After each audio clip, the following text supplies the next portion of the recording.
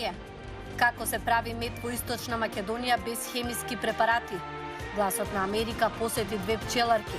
Ке слушнете што тие открија за пчелите. Биле прислушувани додека спиеле, јаделе, па дури во тоалет.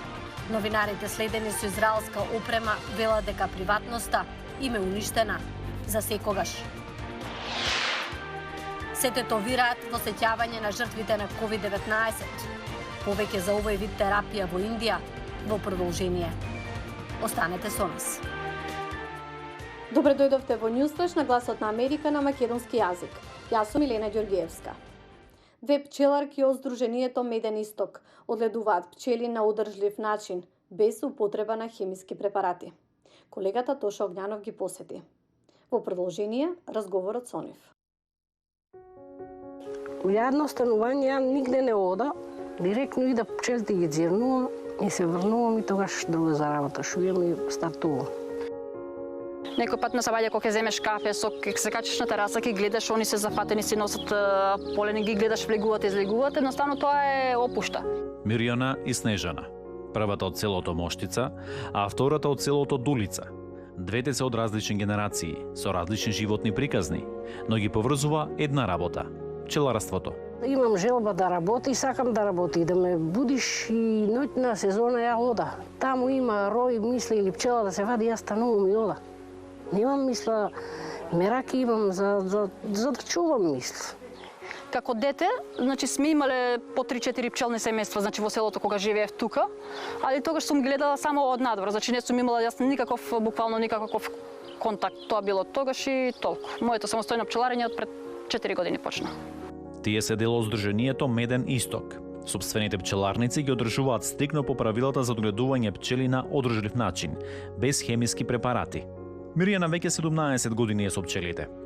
Природното е одгледување и за пчелата е подобро и за, мисля, луѓето да го конзумира, мисля, нема со органски ги третираме, со други химикали не ставаме, мисля, така да штетно е друго да ставаш.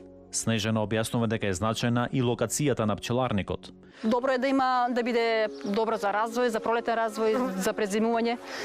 Пожелно е локацијата да биде, значи, сончева страна, затоа што не е добро за преку зима ако, значи, не ги грее сонцето. Од местоположбата зависи и каков ќе биде медот. Шумски мед, претежно, значи темен мед, доаѓа од дабот. Кога желадите се појават има лисна вошка и едноставно тој е многу потемен мед, многу е здрав, значи многу побогат со минерали, со витамини за нас луѓето. Мирјана пак наедноставно ни покажа дека се што е поврзано со медот е добро за здравјето. Ово само го земеш и кад жвака го јадеш ја. А тоа што е? Прополис. Тоа е прополис? Да. Тоа е здраво. Ово е здраво и на суво да се јава со раци килото 2,5 линарки. Ја. А ово вика некој ти го фрлиш. После години поминати меѓу роевите, двете пчеларки создале и посебен однос кон пчелите. Нежно треба само спремани. За пчелите тоа осетува дека ги сакаш и они не јас. Пчелата, значи, добро битие, добро суштество, едноставно благородно е. Сите знаат за опрашувањето. Медот е здрава варијанта, многу е подобро да купуваат од пчелари што ги познаваат или што ќе отиде се на самиот пчеларник што ќе погледне, значи органски производител. Првите приноси мед ги очекуваат кон средината на август. Се надеваат на навремени субвенции од државата, но и природата да им биде во прилог. За Гласот на Америка, Тоше Огњанов. А од вестите во светот, новинарите кои беа прислушувани со израелска опрема, велат дека нивната приватност е уништена за секогаш. Некои од нив зборуваа за Гласот на Америка. Слушнете. Откривањето на скандалот почна кога се дозна дека приватна израелска компанија NSO Group го продава софтверот за набљудување Pegasus на влади ширум светот. Некои од нив го користеле врз новинари, активисти за човекови права, па дури и светски лидери како францускиот претседател. Макрон повика на истрага, Израел истекна дека именувал тим да го истражи тоа. Од NSO Group велат дека софтверскиот систем е наменет за фаќање криминалци и терористи. Но меѓународна истрага што ја започна организацијата Забранет и приказни со седиште од Париз и Amnesty International, позната како проектот Pegasus, Пронајде дека шпионски софтверски систем бил користен од десетици држави против новинари и активисти. Биле прислушувани телефоните, дури нивните бази на фотографии во мобилните. Лорен Ричард од Забранети приказни зборуваше за Гласот на Америка. Саудиска Арабија, Азербејџан, Мексико, Мароко, сите овие држави имаат минато со неприфатливо однесување кон новинарите против борците за заштита на човековите права. Тие ги следат. Во Мексико пронајдовме телефонски број на новинар на некоја листа и по 2 месеци беше убиен. Имаме докази дека свршеницата на Џамал Касоги била надгледувана од тој софтвер по неговото убиство. Еден од новинарите кој бил мета на прислушување во Руанда работел за Гласот на Америка. Новинарка која била мета на следење во Азербејџан, Севик Визигази, за Гласот на Америка изјави дека незината приватност е уништена. Од сега натаму, каде и да си, знаеш дека некој е со тебе, те следи, те гледа, ги слуша разговорите, знае каде се наоѓаш, што и да правиш, под нечија контрола си, дали спиеш, стоиш, одиш во кујна, па дури и во тоалет.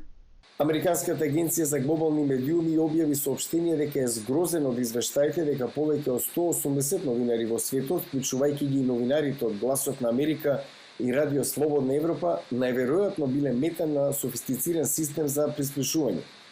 Вршителката на должноста, извршна директорка на USAGM, Келу Чао, изјави дека целење врз приватни разговори на новинари во било која форма е неприфатливо.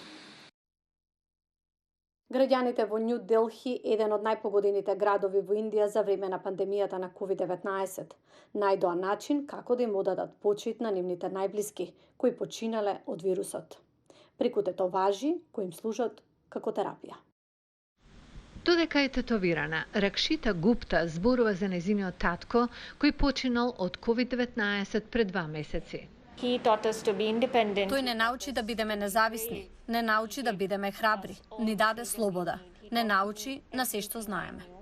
Семејството Гупта е меѓу илјадници други кои изгубиле сакан и близок за време на големиот втор бран на пандемијата што го погоди Нью Делхи во април и мај.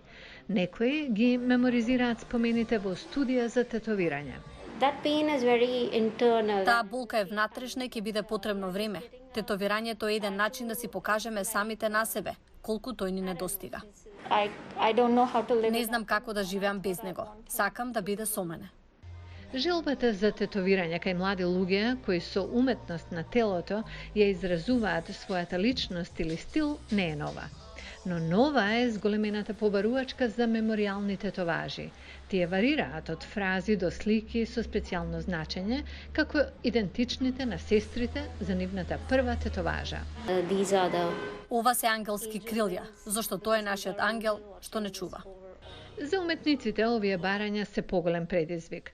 Некои сакаат секогаш да можат да ја видат тетоважата, други не сакаат постојано да бидат подсетувани на загубата, но тие остануваат на телото.